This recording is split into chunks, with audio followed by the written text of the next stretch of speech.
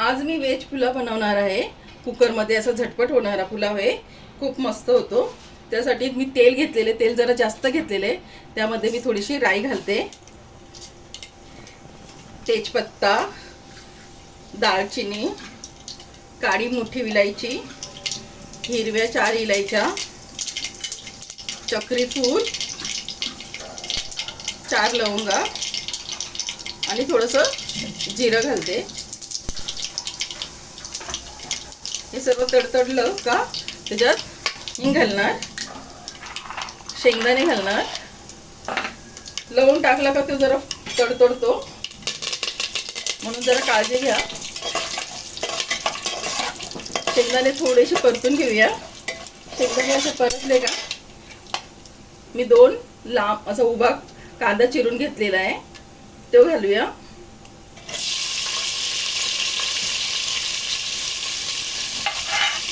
कांद्याला पण असं छान परतून घेऊया। कांदा थोडा ब्राऊन झालेला आहे, यामध्ये मी हे अद्रक आणि लसूणची पेस्ट करून घेतलेली आहे, ती घालते। अद्रक 2 इंच घेतलेला आहे आणि लसूण 1 मुठ्ठी कांडी घेतलेली आहे, त्याचं अशी चांगली पेस्ट करून घेतली। ते पण चांगलं परतून घेऊया।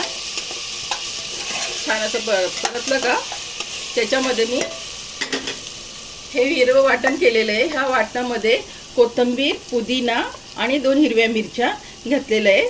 हे वाटण पण आता ह्याच्यात घालूया आणि त्याला पण चांगलं असं मध्यम गॅसवर परतून घेऊया।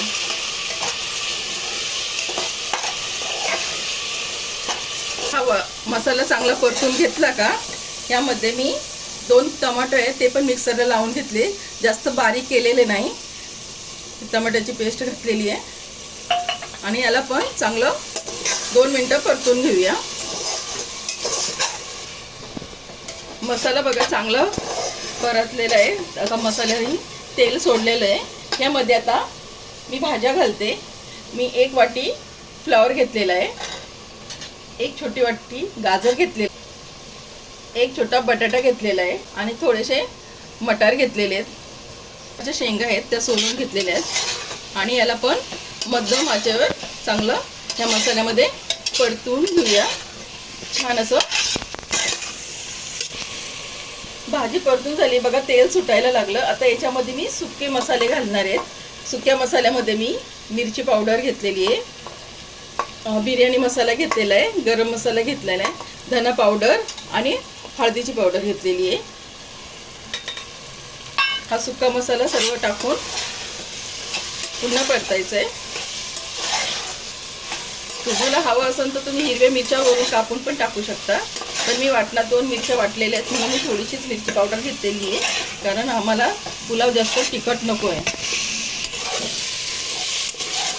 मसाला टाकला, चांगली परतून घेतलं का की त्याच्यामध्ये मी 2 चमचे दही घालते। दही घातली का त्यांना 5 मिनिटं बारीक गॅसवर ही भाजी आपण कुकरला शिट्टी न लावता शिजून घेऊया। त्याचं थोडंसं पाणी घातलेलं आहे भाज्या शिजायसाठी, थोडंसं पाणी घातलेलं आहे आणि मी थोडंसं मीठ घालते। मी भाज्या पुरतंच मीठ घातलेलं आहे आणि थोडंसं पाणी टाकून घेतलं म्हणजे भाज्या जरा शिजण्यासाठी मी थोडंसं वाटणाचं मिक्सरमधलं पाणी होतं ते घातलेलं आहे आणि गॅस स्लो करून घेतलेला आहे आणि असं झाकण वरती ठेवलेलं, शिट्टी लावलेली नाही।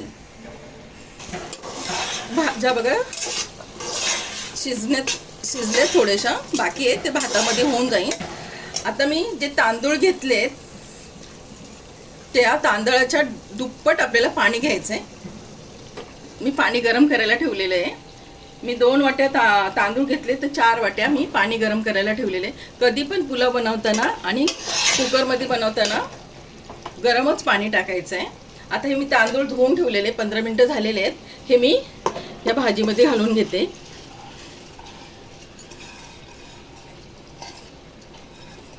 असे तांदूळ घातले का गॅस फास्ट करायचा आणि याला 2 मिनिटं चांगलं परतून घ्यायचं. तांदूळ असं चांगला परतून घेतलेला आहे मी, असं छानपैकी परतून झाल्याच्या नंतर हे जे गरम पाणी केलेलं आहे हे मी या भातामध्ये घालते.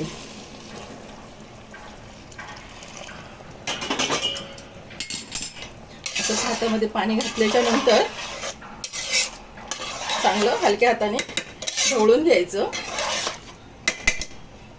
चवीपुरतं मीठ घालायचंय.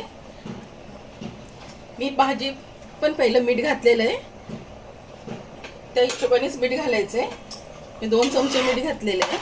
आणि आता मी 1 टोमॅटो उभा चिरून घेतलेला आहे, तो घालणार आहे. आणि गॅस मध्यमच ठेवलेला आहे आणि कुकरचं झाकण लावून घेतलंय. गॅस मध्यम ठेवून गॅसला वाफ धरली का एक शिट्टी, फक्त एकच शिट्टी घ्यायची आणि गॅस बंद करायचा.